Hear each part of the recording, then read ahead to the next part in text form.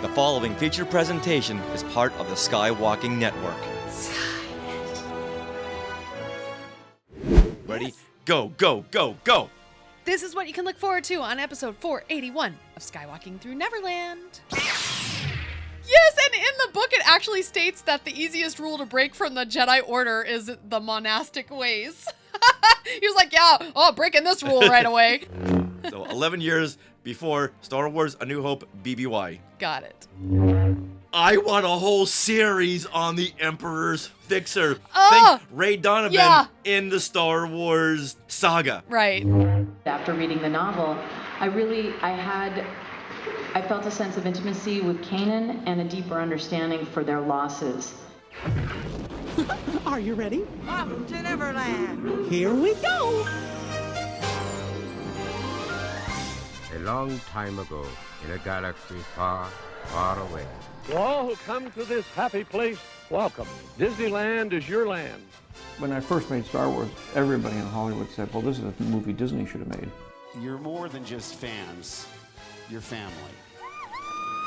Best day ever! Secrets love. It's about family, and that's what's so powerful about it. Hey. When you use a bird to write with, it's called tweeting. When we visit the world of Disney, we never grow old. It's a Peter Pan, Never land that keeps us young in heart. This is Jedi Master Obi-Wan Kenobi, and you are skywalking through Neverland. I have a good feeling about this. Hey, Skywalkers! A new dawn is upon us. Well, it was back in 2014 when Star Wars hit the restart reboot button. Then it all began, not with Luke and Leia, but with Kanan, Jarrus, and Hera Syndulla. There's so much to get into, but first, we want to welcome you back to Skywalking Through Neverland. I am Richard Woloski, but now everyone please say hello to my sweetie wife, who is Hera bounding. Yay! Yes, I am. I've got my orange, got my green. Hera colors are so pretty and fresh and springy, I would say. Yeah, if I were Kanan bounding, I'd be like all in grays. Yeah, well, with a little green, no. the green. He's got orangish, right? No. No, he's got that green, like very tight shirt. Yes, that's right. Yeah, it's kind of like an off green. Yes. Yeah. Instead, I'm bounding as a Star Wars fan. Yeah, you have this really nice shirt, which I don't remember where we got it from, but it's I got a bunch I've never of worn this before. TIE fighters and Imperial symbols over it, and we think it's box lunch. Her universe. Oh. It says our universe. I found it in my closet. It's like, hey, this doesn't look familiar. I'll wear this. You know what? I think I'm remembering now. I think I bought you this shirt and something else to get the Ashley Eckstein signed pins. You know, she always puts out a pin for Black Friday. Oh, yeah. That's a Star Wars pin that if you buy a certain amount on her universe online, you get the pin. But oddly enough, I put it in my closet and it just got buried in there. Yeah. Until now, it's making its debut on episode 481 of Skywalking Through Neverland. Well, we are your enthusiastic podcast destination for the many decades of your Star Wars, Disney, Marvel, and pop culture fandom. So it's time. It's time for your weekly Wookiee hug and your little sprinkle of pixie dust for our family of Skywalkers. Now, we are recording this live on the Skywalking Through Neverland YouTube channel right now. Hey, says Adam O'Brien, popping in, which makes sense. Isn't he from Down Under? He is from Down Under. So that means it's like tomorrow there, or it's tonight or something. I think it's October in Australia. Yep. All right. So we love that when you pop in live, and Adam loves the shirt. Well, thank you, Adam. Thank you very much. Now, just so you know, last week we were so excited on YouTube. Our numbers keep going up, our subscribers, and we asked for how many? We asked for 5. We had 9,075 subscribers on YouTube. Okay. We said, get us to 9080. Okay. That's what we want. 9,080 subscribers. Well, guess what the What do we Skywalkers got? did? The Skywalkers got us to Whoa, 9,093. Yes. Whoa, that's amazing. That's 18. We asked for 5. They said, we'll do more than that. We'll triple that plus some. That's amazing. And they got us at 90, 93. Wow. Now, you know what that means. Yes. Next week, 9,100. We need 7 more to hit that 9,100 mark. Let's do it. Let's do it, Skywalkers. You know what? It's the Skywalkers. I know they'll get us there. All right. Well, in this episode, we celebrate the 10-year anniversary of the novel Star Wars: A New Dawn by John Jackson Miller. Now, this book details the very first meeting of Hera, Syndulla, and Kanan Jarrus, which then dovetails into Star Wars Rebels and the rebooted Star Wars canon. This was the very first Star Wars novel that came out after the acquisition of Star Wars by Disney. Yeah, and they said, okay, we need to hit that restart button. Yes. Stories are all over the place. Right. Now, at this point, the existing stories were rebranded Legends for the expanded universe. Everyone remember that? Everyone was like freaking out. I remember that. And then, or you can call them legacy novels now, where the stories still exist in the timeline, and you can kind of, they're labeled legends, like these stories have been passed down generations, things like that. So they may not be exactly true, but the stories are still there. It's like 99% exactly truth, which means there's still some wiggle room if they want to restructure something or recall a point that was made. But pretty much it's all right there in Legends. Yes. All right, now we are being sponsored by Small World Vacations, and they are a diamond-level Disney vacation planner travel agency and can help you book your trip to a Disney park around the world or on a Disney cruise. And best of all, this service is free of charge. So head over there to smallworldvacations.com for a no-obligation price quote and tell them Skywalking Through Neverland sent you. Now, we are recording this episode from Long Beach, California on September 2nd, 2024. So, Richard, what happened today in Star Wars history? Well, the thing that happened is the thing that themed this week's episode. So on this day, September the 2nd, in 2014, 10 years ago, which seems like yesterday. It does. Yeah, Star Wars: A New Dawn, written by John Jackson Miller with a foreword by Dave Filoni, is released by Del Rey. And like you said, this is the prequel to Star Wars Rebels, and it was the first novel published. There were other stories published, but this is the first novel published. Got it. In the new Star Wars timeline. Okay. And so this book, A New Dawn, takes place 8 years after the events of Revenge of the Sith, 6 years before Star Wars Rebels, and 11 years before Star Wars. Like the Death Star. Yeah, A New Hope. BBY. Yes. Yeah. Got it. Before Battle of Yavin. Yeah. Or I just call it Star Wars. Oh, Some may call it A New Hope. Some may say BBY. So 11 years before Star Wars: A New Hope, BBY. Got it. All right, now, John Jackson Miller, his previous book, Kenobi, had just come out in 2014, and he was looking for his next project when Del Rey approached him about writing a tie-in novel for Star Wars Rebels, since they were interested in doing a book focused on the heroes. Right. And this is much like those interstitial shorts from Cartoon Network that would introduce the new heroes in like a 3-minute short. Right. Well, Del Rey said, hey, let's do something longer than 3 minutes and do a book. For those fans who like to, dive into something long, like me. Yeah, I don't like 2-minute shorts. Yeah, it's taken me 10 years to read A New Dawn, but I got it done. So yeah, Del Rey said, hey, we have an idea. Write something focused on the heroes of Star Wars Rebels, really focusing on Kanan and Hera. Got it. So not Sabine and Zeb. Right. And Ezra will meet in Star Wars Rebels. Exactly, right. All right, now with that, let's take a deep dive into Star Wars: A New Dawn.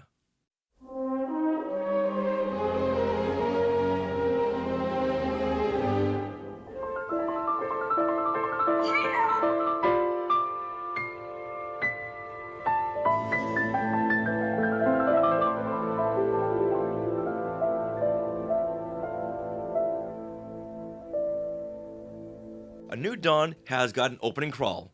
If you're doing something in Star Wars, well, you need an opening crawl. Yes, you do. Except for Rogue One. Oh, right. All right, but this is a book, so we'll call it a prologue. Okay. So in the prologue, it says, for 1,000 generations, the Jedi Knights brought peace and order to the Galactic Republic, aided by their connection to the mystical energy field known as the Force. But they were betrayed, and the whole galaxy has paid the price. It is the age of the Empire.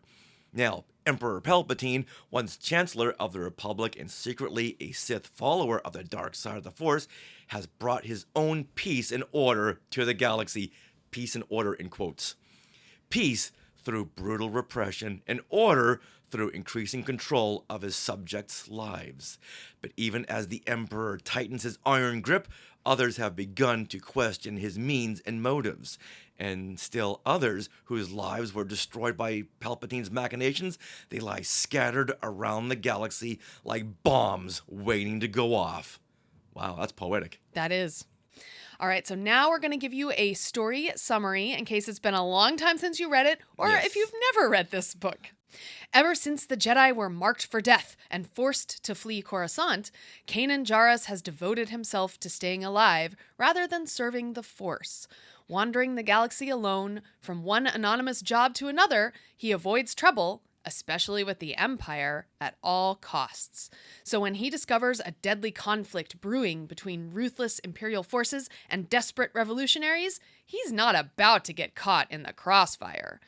Then, the brutal death of a friend at the Empire's hands forces the ex-Jedi to make a choice. Bow down to fear, or stand up and fight. But Kanan won't be fighting alone.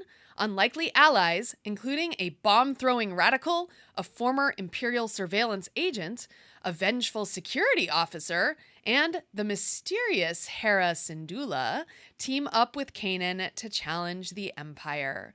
As a crisis of apocalyptic That's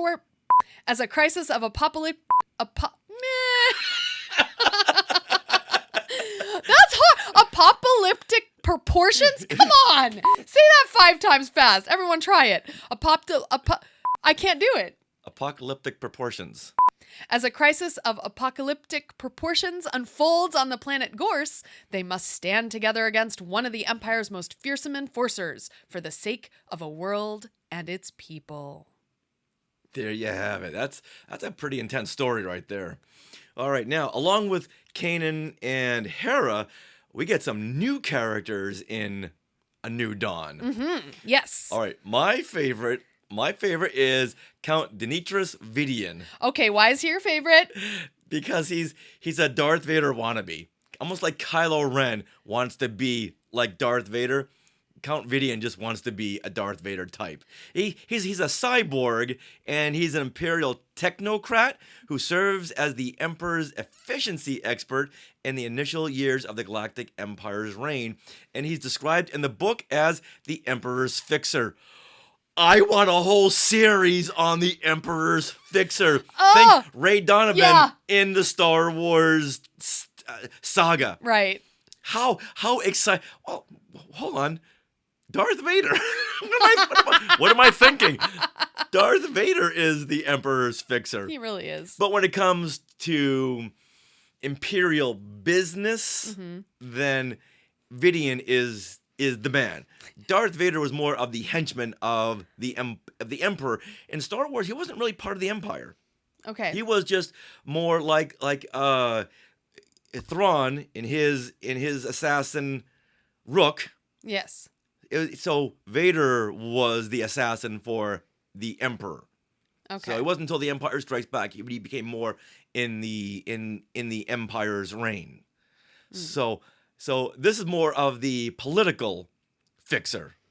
Right. Is Count Vidian. Okay. All right. Okay. Now his skin graft is a cortosis mesh. Now wait a minute. Cortosis, is that what's in the helmet of the acolyte? Yes, With the stranger. The stranger? Oh. Yes, so this can deflect lightsaber blows. Whoa. So he's got a whole skin graft with cortosis mesh.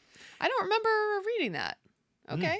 Now, he had been tasked by the Emperor with improving the efficiency of thorolide mining and processing operations on Gorse and its moon, Syndulla. Now, thorolide is a very prized commodity in this book, and it's used to manufacture the shock absorbers of turbo lasers for Star Destroyers. Right. So, like, when we go to Rise the Resistance, and when the turbo lasers do work, that's what thorolide is. It's the shock absorbers for those big turbo lasers. So they haven't gotten their shipment of thorolide at Galaxy's Edge for a long time. That's you just made that into canon. I did. Oh, call Julie Gildersleeve. Yes. Julie, you need some thorolide. Oh, that's funny. And so basically at this time, the Empire is building and building and building. They're building Star Destroyers.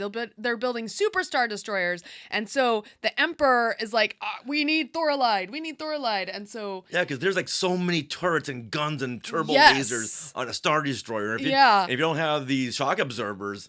you're right. These Star Destroyers are just gonna shake apart. Right. So they keep on upping their quota of thorolide every, the yearly quota, and to a level that like is unobtainable. Right.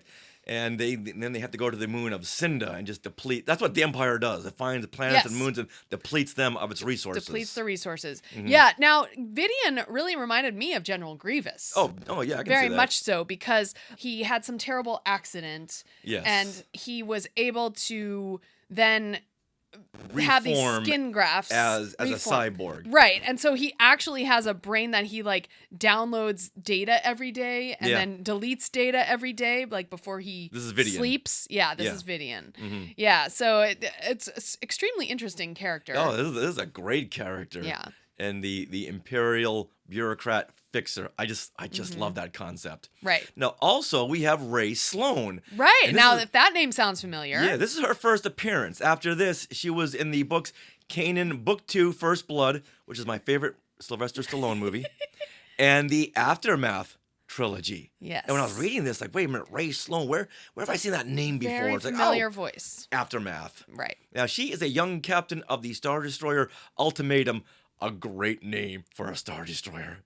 And she's a very rare case of being a high-ranking female officer in the Empire. Right. A young female officer? And I think she's just barely 30. I think that's what they mentioned here in this book. And in this book, you'll learn that she was promoted by Count Vidian because he basically wanted her there as his yes man or yes woman at this point. Yeah, she's young and impressionable. Exactly. Now, in the later books, Ray, not Ray, but Ray Sloan, this Ray, she achieves the rank of admiral and eventually leads the Imperial remnants into the unknown regions where they are reorganized into, wait for it, the First Order. Whoa. So she has got a great impact on Star Wars storytelling moving forward. Yeah, when I first read that name in here, I'm like, wait, I know that name. So yeah, she's a big character in the Aftermath trilogy. All right, then we have Okadiah Garson. Now, he is a thorolide miner, and he owns a bar that all the miners go to at the end of the night on the it's called the Asteroid Belt, and it's on the planet Gorse. So basically every day the miners go and mine the moon, Syndulla, and then, Kanan's job is to basically bring them from the planet Gorse to Syndulla every day, and then after they're done mining, he takes them back and everyone goes to the asteroid belt, where Okadiah is the bartender there. And he took Kanan under his wing, giving him a home and a place to work at the bar. And yeah, so he was the reason that Kanan has this job as an explosives freighter pilot. Yeah, at this point, Kanan has, after he left the Jedi Order, he's been flitting around the galaxy looking for something to do, and Okadiah took him under his wing and gave him a job and a purpose. Now, Okadiah is the person. So we're going to do spoilers for this book. So it's been out 10 years. Yeah. So in this book, Count Vidian, he destroys Gorse, the planet, to test a new way to mine thorolide to meet the Emperor's unrealistic quota of thorolide, because those turbolasers aren't working in Batu. Right. So in the process, thousands die, including Okadiah. And his death is just another strike against the Empire for Kanan. And the reason that Kanan then teams up with Hera to go along and try to stop him from crushing Syndulla. Yeah, Hera at this point, she's been watching Vidian and his oppressive strikes against the civilians. Oh yeah, this is not right.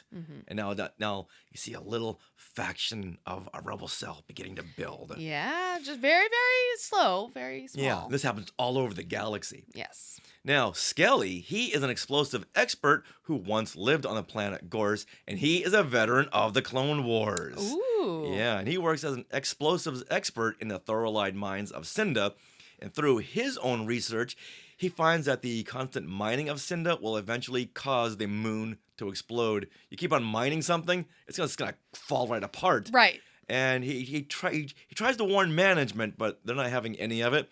But when he submits his well-researched report showing how this will happen, this gets on the scope of Vidian. Right. Yeah, so Vidian then reads this report and realizes, oh, well, if we just explode the planet Syndulla, we can mine all the thorolide that we need from the broken bits. The debris. Yeah, from the debris, and it's much easier. We can do it with machines instead of people. Yeah. And so he uses this report, this warning report, to actually try to explode and destroy Syndulla. Yeah, so he's the great manipulator. All right, then there's Zaluna, and she is a female Sullustan. Okay, well, what's a Sullustan again? 9 Num. Ah, okay. So it's kind of diminutive with the funny folds on their face. Yeah, exactly, yes. Yeah. And she is a surveillance operator on Gorse.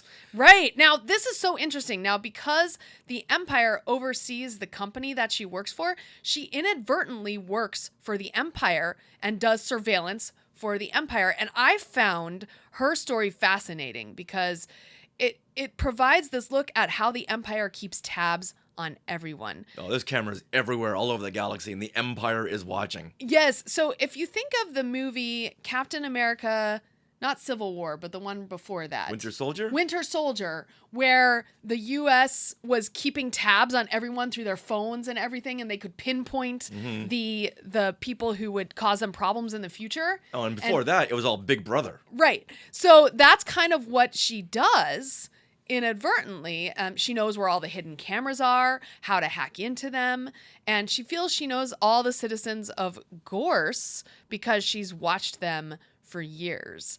So after reporting Skelly to the Empire because he was making threats, she saw him on surveillance, Vidian then beats Skelly to within an inch of his life. This was a brutal scene. Yeah, and then Zaluna realizes that her job was doing more harm than good, and this turns her. She ends up helping Kanan and Hera to stop Vidian from destroying Syndulla.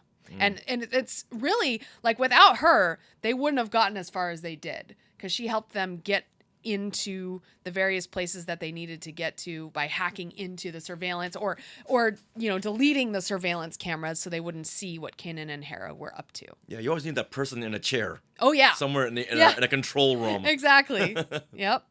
All right, so now, being that this is the first time I've ever read this book, it was so interesting seeing all the little connections to the greater Star Wars story. Right. And the book opens with Caleb Doom. That's right. Training under Obi-Wan during the Clone Wars. And this was a very pivotal scene because Caleb asks if the Jedi beacon can call the Jedi, because right now they're really honing in on this Jedi beacon that can call Jedi all over the galaxy.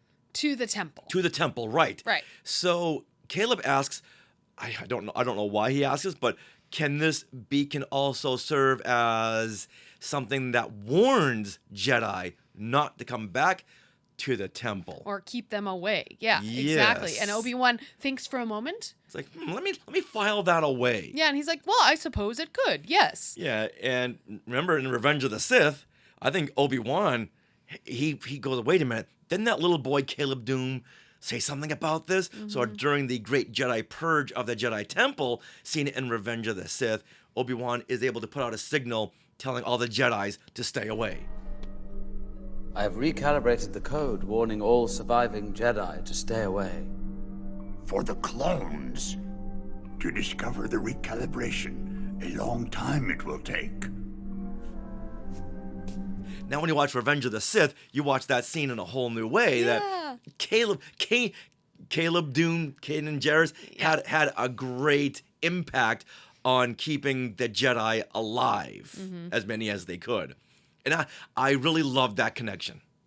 All right. Well, I feel like this book really exists to give us this great backstory to Kanan / Caleb Doom and see how he and Hera met. Now, Kanan, at this point in his character journey in the book, he's very much like Cassian in Andor. And he's at the beginning of the series. So Kanan is in his mid-20s. He's just flitting from job to job, just trying to get by. He's not building any nest eggs. He's just, whatever he can do to survive. He's a bit of a flirt. Yes, he like Cassian, he's got friends of the night. Yes, and in the book it actually states that the easiest rule to break from the Jedi Order is the monastic ways. He was like, breaking this rule right away. That's hold on, let me make a check of this. First rule to break. Yes, so let's assume he's just had a bunch of one-night stands. And he also pretty heavily comes on to Hera. And in fact, what's fun about him and Hera is the first thing he notices about Hera is her voice. Oh. And knowing that Vanessa Marshall voices Hera and her beautiful voice, like it's husky, it's very it's just sultry. It is. Yeah. And so they must have known at that point who was going to voice Hera. And I feel like John Jackson Miller used that in the novel. Oh yeah. The voice recordings were probably done at the same time this was being written. Right. Now, Kanan in this book, he's hiding his true identity from the Empire. He never uses his Jedi powers unless it's life and death and unless he's alone. We only see him use them 2 times in this book. So once towards the beginning of the novel when a mine he's in explodes and the rubble is about to fall on him. And so he's alone at that point, and he kind of uses it to, expel the rubble from around him like a force bubble. Mm-hmm. And the second time... He's lifting rocks. Yes! And a second time is a climax at the end of the novel, and this time it is to save him and Hera. And at that point, Hera realizes what he is or what he has been. And his potential. Right. But both times, now there is a point where you know that he has a lightsaber and he decides to take it with him, but he never uses it in this novel. And I feel like they saved that for the moment of the premiere of Star Wars Rebels. He uses it. Yeah, spark of rebellion. To help the Wookiee, the little Wookiee, baby Wookiee. Right. Oh, yeah. So, yeah, at this point... In 2014, Star Wars canon had been rebooted for about a little over 4 months, and we were about a month away from the premiere of Star Wars Rebels. Wow. And at New York Comic Con in 2014, a week after Rebels premiered with the television film Spark of Rebellion, Vanessa Marshall spoke about why Hera singled out Kanan in A New Dawn. And Vanessa herself got to see where Kanan came from in his training as a Jedi, which gave her a deeper insight and understanding of the Kanan Jarrus character. She's very observant and keen on letting people show her who they are. And I think in A New Dawn, you get a sense of who Kanan is out of his pain and suffering, because Order 66 obviously devastated him. And you see the trials, you see in Spark of Rebellion that Ezra passes the test, as it were. So you see what those were for Kanan in A New Dawn. So I really enjoyed the specificity of it. It helped me better understand why I chose him to be a part of the mission. It's a difficult time for Kanan, because if you rip out the lightsaber, you will die. Yep. So he wants to tell Hera who he is, but there's a risk that he could be killed. So there's that constant thread of tension where they want to show each other who they really are. I think Hera sees pieces of that in him and hopes that that is the case. But it's such a dark time for everyone that everyone's sort of playing close to the vest, and it's fun to sort of watch them open up to one another in that way. Very interesting. Yeah. Also, I wonder what's going on in the background of New York City Comic Con. There's cheers there's a coming from everywhere. applause. You would think that it's for what she's saying, but I think there's like another panel going on. Yeah, something happened. Yeah. Very, very close. Mm-hmm. Well, wow. So yeah, and knowing Vanessa Marshall, she absolutely read that book. Oh, of course she did. Yeah. Now, She's a big Star Wars fan. The one thing about Hera's character, we were introduced to her as a little girl in The Bad Batch. That's right. Where she had Chopper. Where's Chopper? Oh, where's Chopper? Oh, that's a good question. Yeah, so Chopper is not in this book. Yeah. But it wasn't like he wasn't a character that had been created yet. He had been created. So You know what I just realized? Beyond Vidian, who's a cyborg, there are no droids in this book. No, it's all people. Mm-hmm. And usually in Star Wars, you have at least one droid companion. Right. I'm trying to think. No, you don't. Yeah. No droids. We got to ask John Jackson Miller this because Yeah. I'm very, very intrigued. Now that, I didn't necessarily miss it, but now that I know it, I'm like, well, where's the droid? Chopper, he provides so much character and so much comedy. Yeah, but it's really a lot of physical comedy, that you see on screen. And the book would have to be PG-18 if Chopper were in it. He's a murder droid. Yeah. First time he gets annoyed with a droid and he just pushes him down the big shaft and Later. to its death. My God. I can fix this. Chopper is the Rebels fixer. Problem? See ya. He's All right. bad. Now, in this next clip, Vanessa goes into how A New Dawn helped her prepare for her performance in Rebels as Hera Syndulla on a psychological level. It is so vivid and it's written so well. I really enjoyed it. It was devastating to see how the Empire literally was exterminating people without any care, no compassion. It's hard not to plug those variables into things that are going on in our society today that are upsetting. And so I remember the recording session that was directly after reading, that I did after reading the novel. I felt a sense of intimacy with Kanan and a deeper understanding for their losses. It's very important to know how tyrannical the Empire is, and when you're watching the films, you don't really get the idea. Well, they blow up Alderaan, but on a macro level as to how they treat the galaxy. They're there to restore peace and order, but if you go against the Empire in any way, even if the Empire decides, hey, you're guilty, it's like, I didn't do anything, but if the Empire decides you're guilty, like an Andor, then they will destroy your lives. In this book, and then in Rebels, it really shows on a very macro level how the Empire will just crush you. Mm-hmm. If they think for a moment you are in their way, they will crush you. Well, especially with the surveillance that they do. Yeah, exactly. And they can take it out of context, too. Uh-huh. Yeah, again, I really loved that character, Zaluna, and the fact that she was a surveillance operative. She really loved her job. She explained why, because she gets to watch the same people every day going about their lives. She feels she knows them intimately. Mm-hmm. It's like when you watch Friends every week. You invite them into your home. Yeah, so now they become your friends. Yeah. So something like that.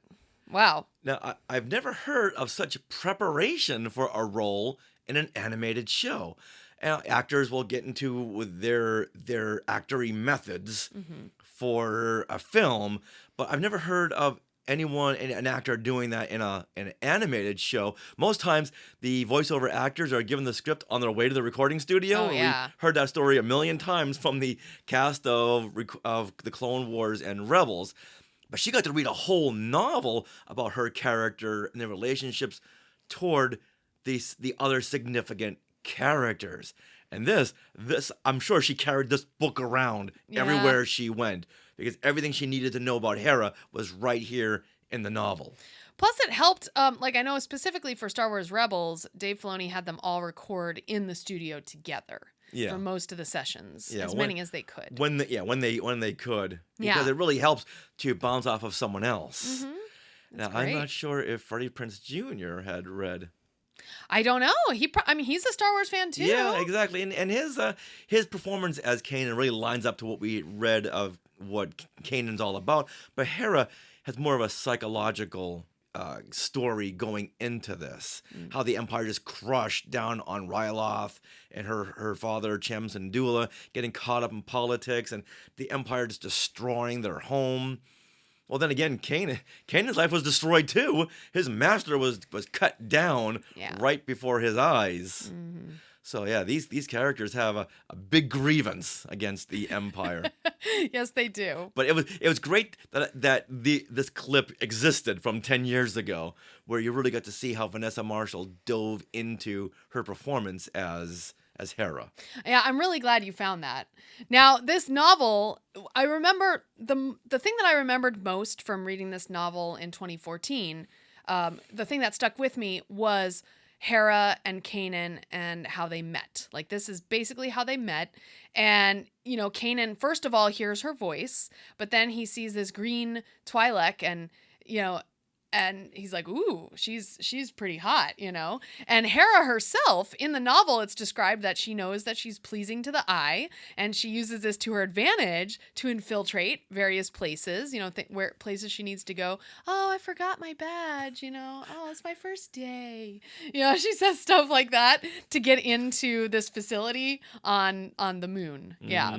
And female Twi'leks. Well, yeah, I know. Yeah. They're a very sultry bunch, yes. Yeah. She also uses her wiles to recruit people to her cause, and I just think it's really funny that Kanan really comes on to her several times, but she keeps him at arm's length. She's like, okay, and then all throughout the novel he's like flirting with her a lot, I would say. But every chance he can get. Yeah, but it's not until the very end of the novel, they've been through this episode together where they've saved the destruction of the moon, Syndulla, right? Mm-hmm. Yeah, and so then after that, Hera and Kanan are kind of like, oh, what should we actually like decide to work together? And then Hera agrees to take Kanan on as basically a ship mechanic, like a helper, not necessarily to join her cause. But she sees the potential. She sees potential, yes, and she knows that he has been a Jedi. Is force sensitive, and so at the very end of the novel, she takes him into this hangar, and it's the ghost, and he falls in love with the ghost. I thought that it's was like cool. when a guy really likes a girl and she's got a puppy or a kitten, he fawns all over the pet. Yeah, yeah. That's funny. But in this case, he really loved it because he was driving ships that were just very old. Clunkers, big clunkers, freighter cargo ships. Mm-hmm.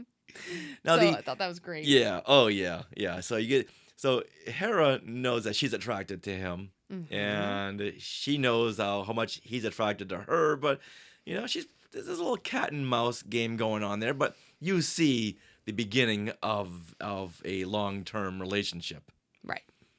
Now, the book, like we said earlier, begins with a foreword by Dave Filoni, but in the audiobook, the foreword was at the very end of the book, read by Mark Thompson, who narrated the audiobook. By Dave Filoni, executive producer and supervising director of the animated series Star Wars Rebels.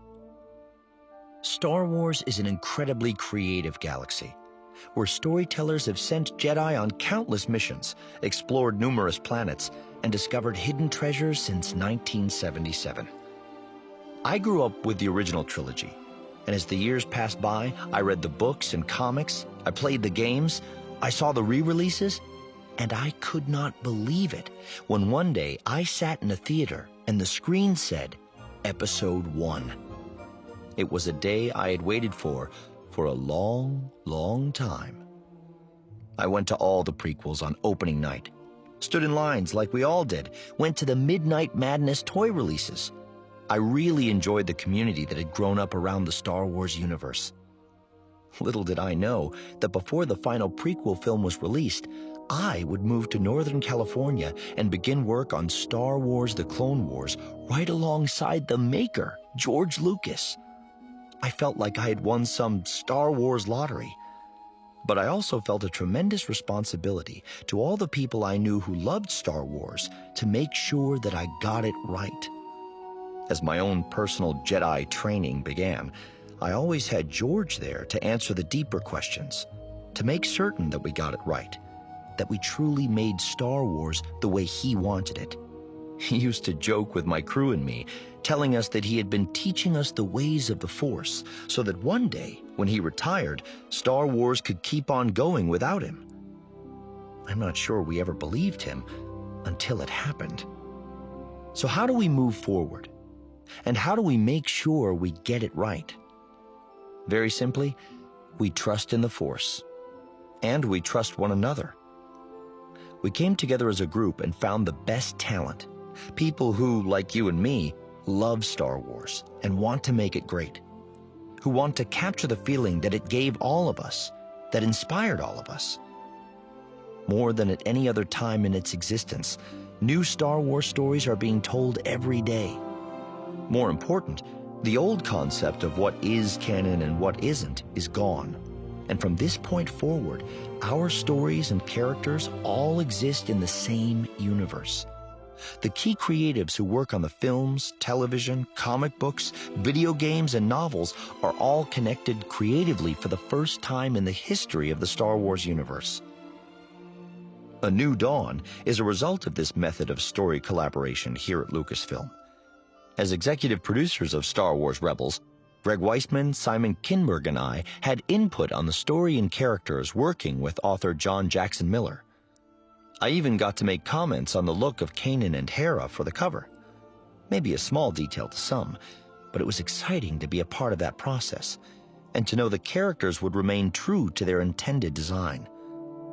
I really hope you enjoyed this story, and that it enriched your experience and knowledge of the characters in Star Wars Rebels. There are still countless worlds to visit, countless aliens to meet, and with the incredible talent we have coming to work at Lucasfilm, the way forward looks clear. Last, I must thank you. Whether this is your first Star Wars adventure or one of many over the years, thank you. Thank you for your dedication to and passion for the Star Wars galaxy. Because of fans like you around the world, the Force will be with us always. Dave Filoni. It's funny to hear Dave speak about, he went to all the Midnight Madness and all the premieres. Yeah. And you took pictures with him. Hung out for a little bit with Dave Filoni at the Revenge of the Sith premiere in Hollywood, but he was all decked out as Plo Koon, and I was General Grievous, so we never saw each other's faces, but I really liked the commitment to he and his friend who was dressed as Kit Fisto. Yeah. Like, wow, these guys are these little known Jedis. Those are some fans. I wonder where they'll go in the future. So John Jackson Miller got the chance to write this with Dave Filoni on the other end of the phone, so you can say, hey, what about this? What would these characters do in this situation? And he also had the Star Wars story group too. Yeah. Whereas the other books, this is where things got messy. It's like, do we need a story group? No, we'll just write and just see what happens. Yeah. Where George Lucas just said, guys, write whatever you want, and girls, write whatever you want, but just know I can undo your work if need be. Right. But now this time, everything was just all aligned. So it was John Jackson Miller, Dave Filoni, and the Lucasfilm Story Group all coming together for one cohesive story that would eventually dovetail into Rebels and the beginning of the new Star Wars timeline. Mm-hmm. All right, Leilani is now in the Sky Chat. Hey, Leilani, asking us about LA Comic-Con. But no, we won't be able to attend LA Comic-Con. Okay, I thought the last day. Well, we don't know. No, that's in October. Oh, okay. We're gunning for the other LA Comic-Con in December. Okay, got it. But when we get accepted for our trivia panels, you'll be the first one that we contact because we need Leilani Shu as our scorekeeper. Absolutely. And our live streamer. So now I think it's important to look at A New Dawn in the context of the time it was out and how that's really affected the Star Wars story going forward. Mm-hmm. Well, first and foremost, this leads into Rebels, and we see how the Ghost crew, or the Spectres, began forming.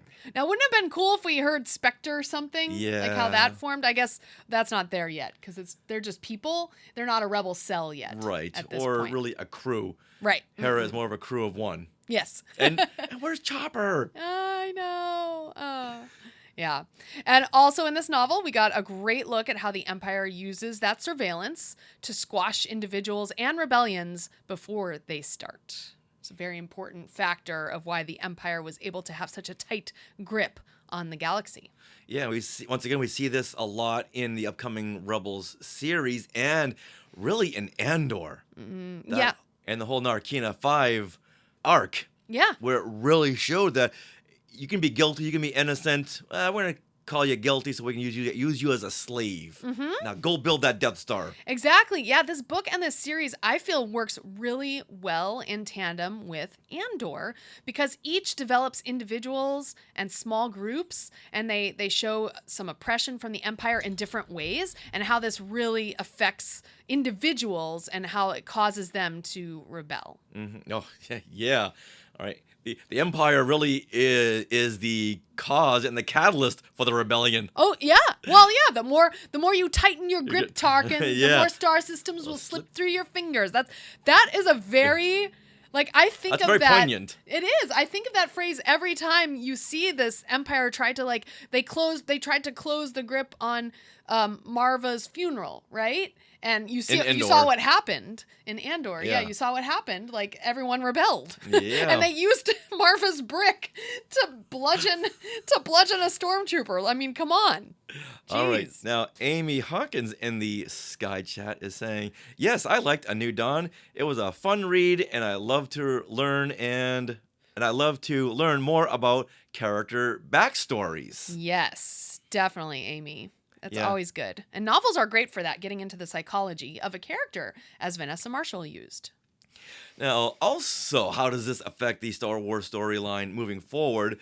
Because Vidian was not successful in destroying the moon of Syndulla to mine the Thorolide, the Empire can't build their Star Destroyers as fast. Right. But you know what that means? That means they're going to tighten their grip even stronger on other systems that may have little traces of Thorolide or something that could replace Thorolide.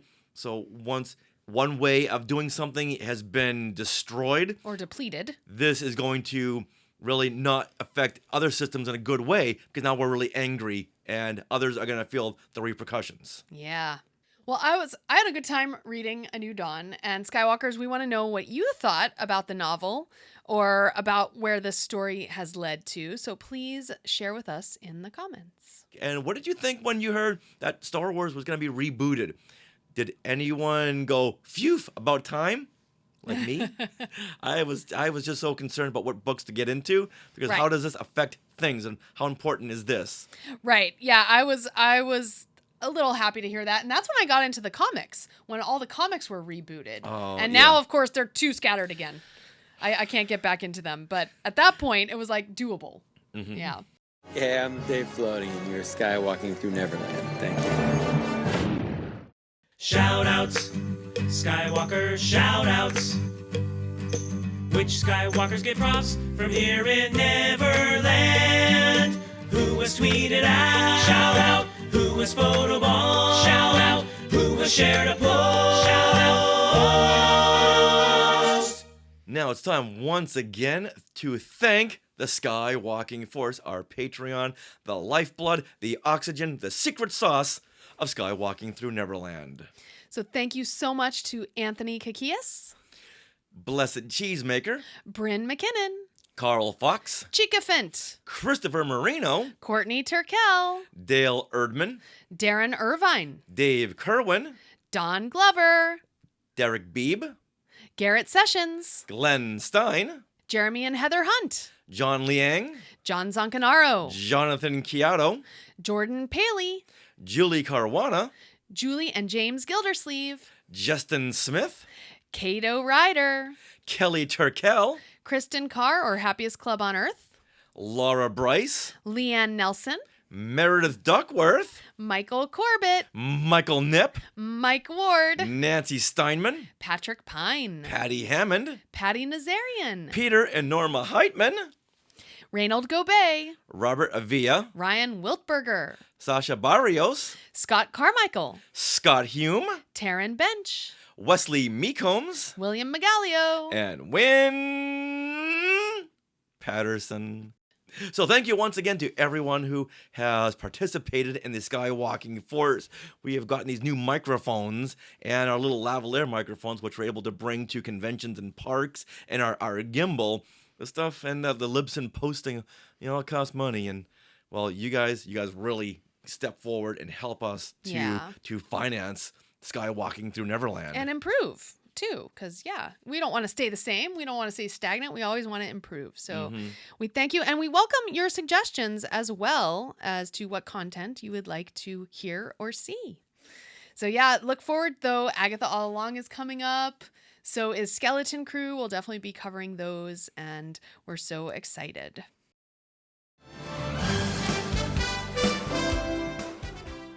So that wraps up episode 481 of Skywalking Through Neverland.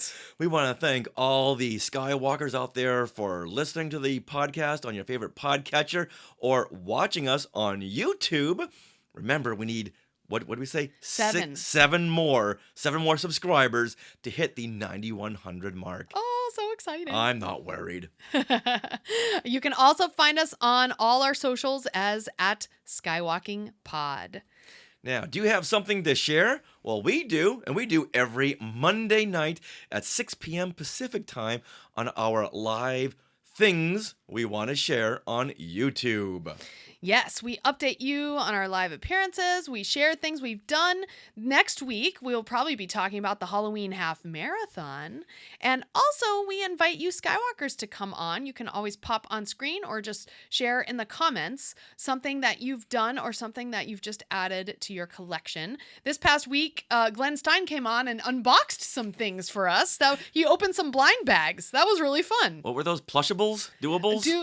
Doorables. Doorables. These little adorable Phantom Menace little figures with big eyes. Yeah, it was cute. So if you have blind bags you want to unbox on our things we want to share, we welcome you because we don't buy blind bags. But if you do, we want to see them. And I unboxed this Luke Skywalker, which is standing right here next to the Captain Rex helmet. It was fun.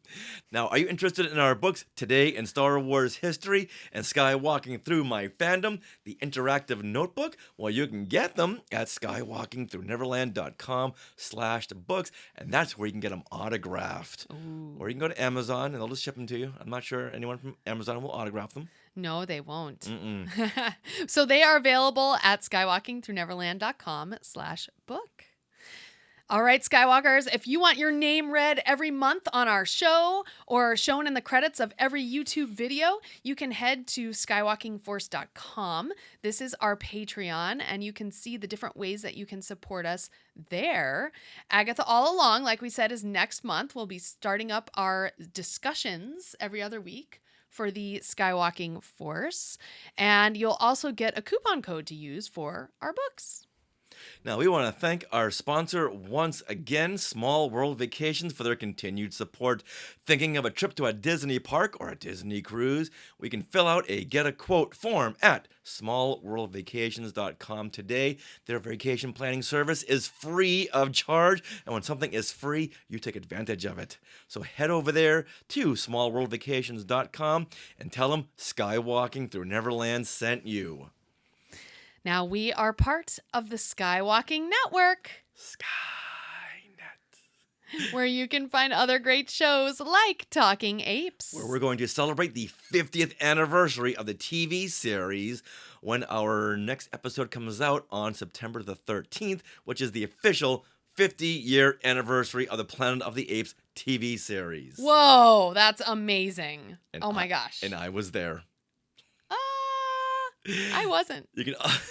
Oh, Amy Hawkins said in the Sky Chat, Skynet. Love it. Now you can find other shows like the Max FX podcast, the Neverland Clubhouse, Totally Tell Me Everything, Star Warsologies, and the YouTube shows Collectopolis and Today in Star Wars History. Now, don't forget to stick around for bloopers and other fun bits that didn't make it into the show right after the credits. And always remember to include Chopper in your stories. And Neverland on Alderaan. Let's go. It's time for claps. Oh. Clappy claps. We'll fix it in post. That's what that means. Right, well, the highest resolution will be 720p, basically. Okay. Not 720p. Ew. What kind of show do you think this is that we can broadcast in 720p? I've never heard such flagrant disregard for quality as what you just said, Sarah. Well, flagrant, I said. If we want to do it at 1020p, we have to start the whole thing over. So 720 it is. Yeah, okay.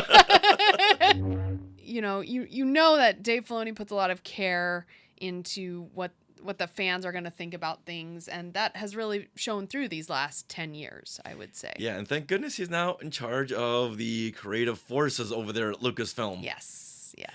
We're in good hands.